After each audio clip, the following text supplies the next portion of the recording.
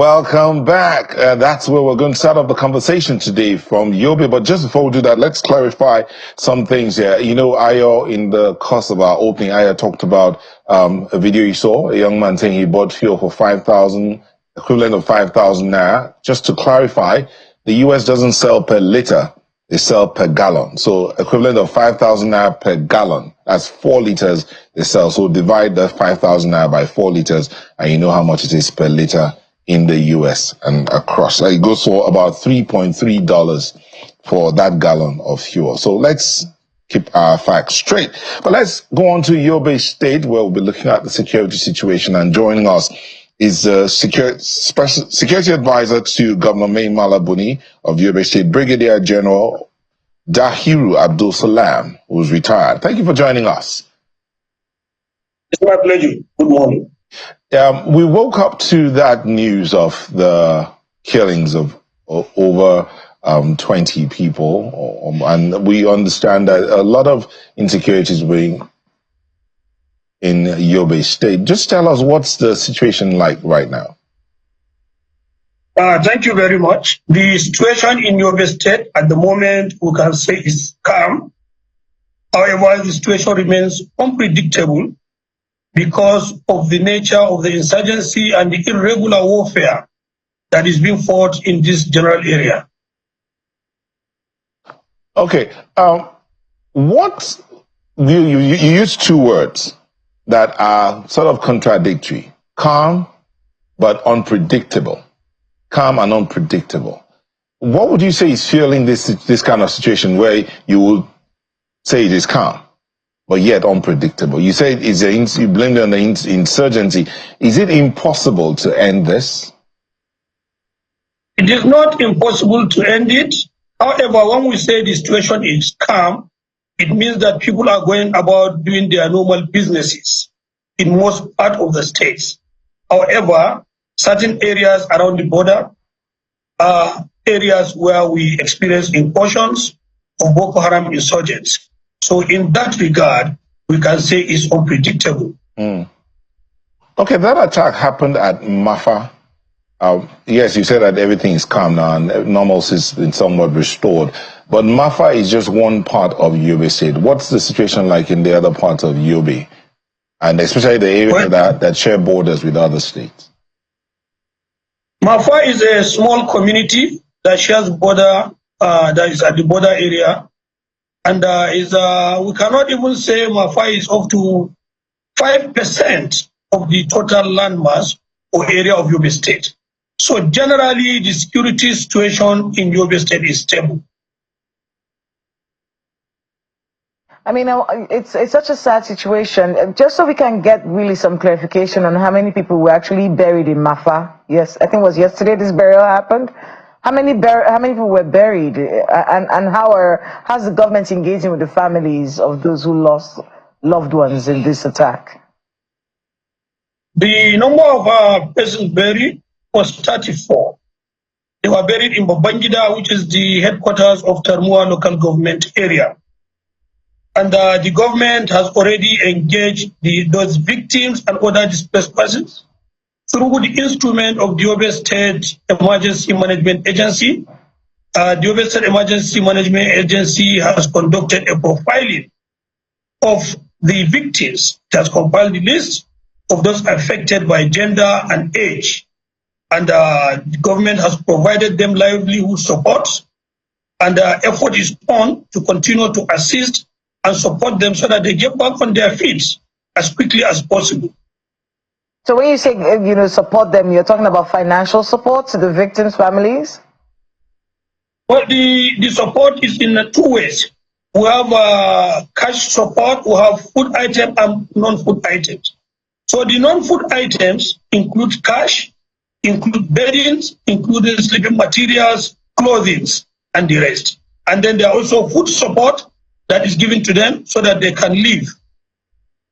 So let's talk about the security in the area. Is there reinforcements with security agencies? Are we seeing higher security presence? Is there some curfew in place somewhere? What's the situation security-wise and the collaborations that are necessary to ensure that this doesn't happen again?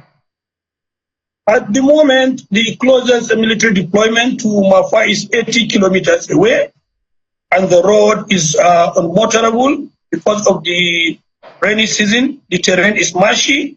Most of the area is what we refer to as slow go, and in some areas it is no go.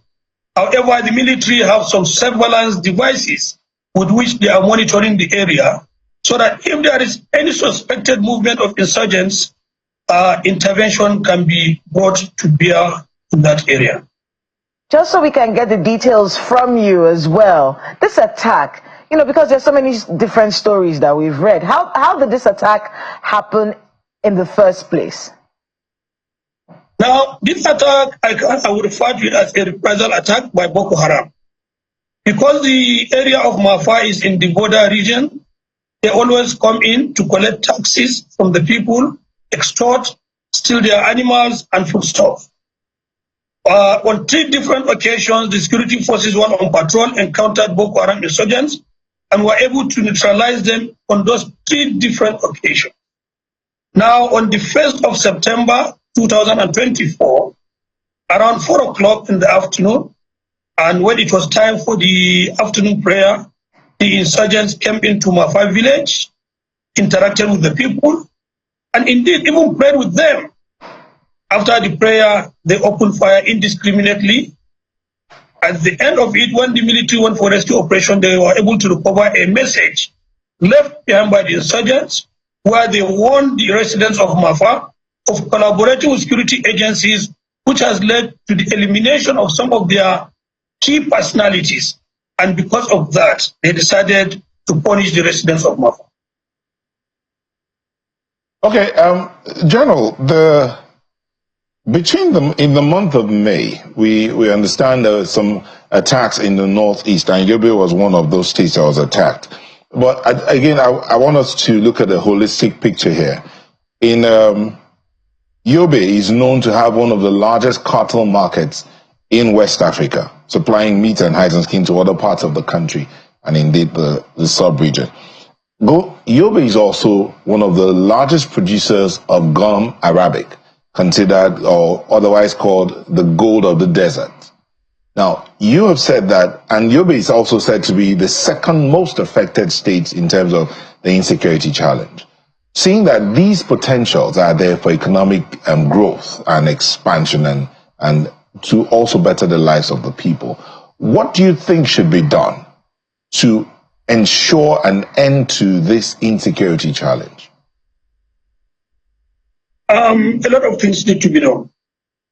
First, the security forces need to be on top of the situation and do more than they are doing now to ensure that they completely eliminate the insurgents, deny them freedom of action within the area of the northeast that is affected, deny them freedom of movement in such a way that they will not be able to carry out any insurgent or criminal activities as they are doing. And one of the most important things that the federal government must do is to ensure that all means where logistic support gets to the insurgents is blocked. And once they are denied of the essentials they need to move and operate, I'm sure the insurgency that is in its dying state will crumble finally and will have peace of mind. I mean, I want to go back to something you talked about, before Nelta asked this question.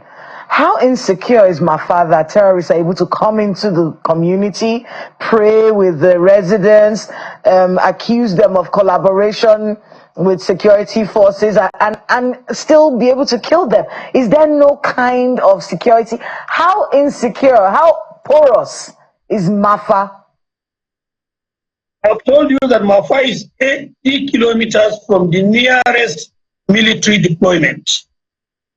And the road is unmotorable at this time of the year because of the wet season.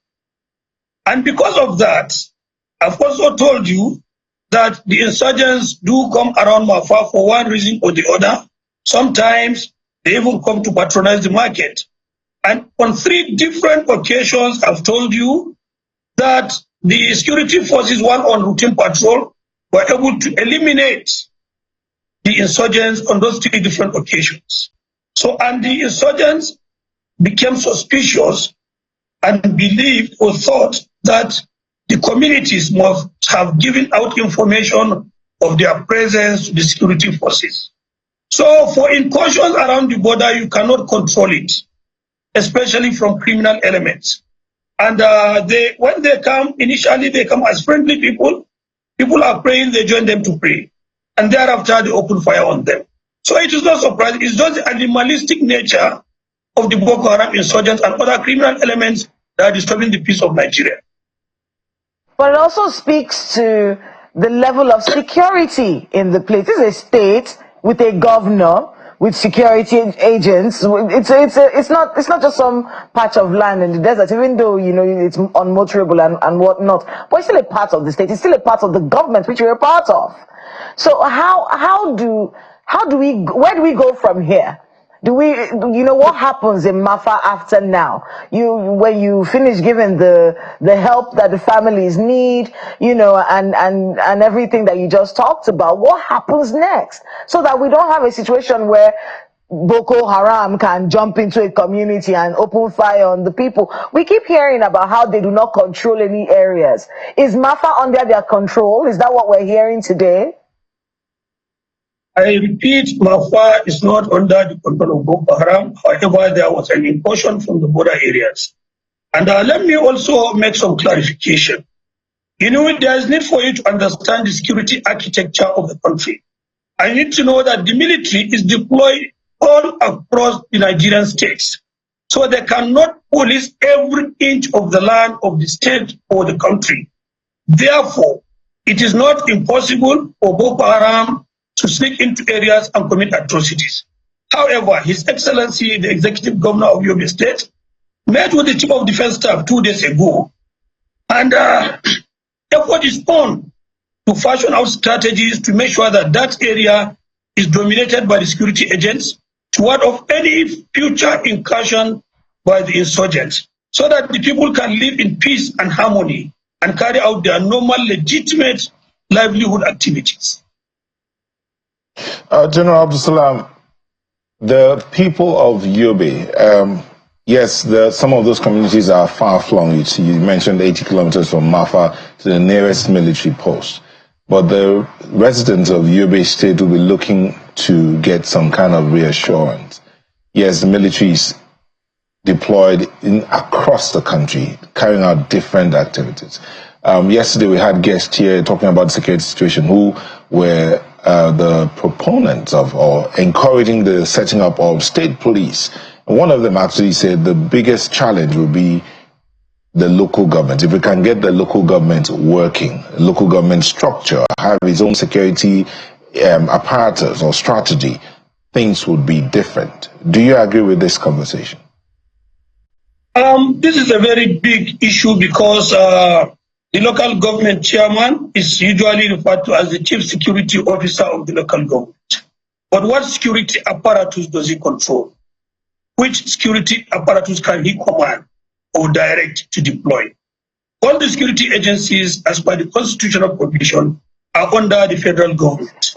Even the state government does not have control of the police, the soldiers, the military. So if we have the state police that is operationally answerable to the governor of the state, I think things will improve. And we'll have more boots on ground, because it's now left for the state to engage as many security operatives as it deems fit and necessary to secure its citizens.